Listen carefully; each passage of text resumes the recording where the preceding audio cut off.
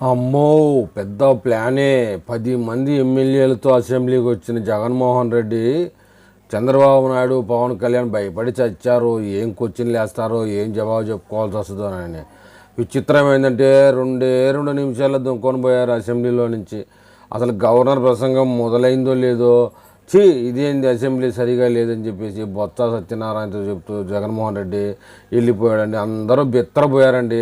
మొత్తానికైతే ఒక విషయం చెప్పుకోక తప్పదు, జగన్మోహన్ రెడ్డి వెంట్రుకు బీగలేరు ఇక.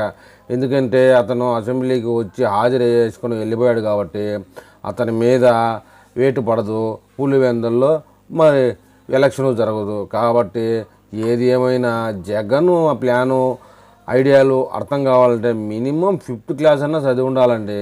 ఈ విషయం అందరికీ తెలుసు పుచ్చుక. నిన్ననే అందరూ అనుకున్నారు వస్తాడు పోతాడు అంతే, ఓం హ్రీం క్లీం. ఇక్కడ జగన్మోహన్ రెడ్డి మీద వేటు వేసేదానికి ఛాన్సే లేదు. త్రిపుల్ గారు ఎంతో ఆశపడ్డారు, స్పీకర్ గారు కూడా ఎంతో ఆశపడ్డారు. ఏదో అసెంబ్లీలో ప్రజా సమస్యల మీద చర్చిస్తారు, ప్రశ్నలు వేస్తారు, క్వశ్చన్లు చెప్తామని చెప్పేసి.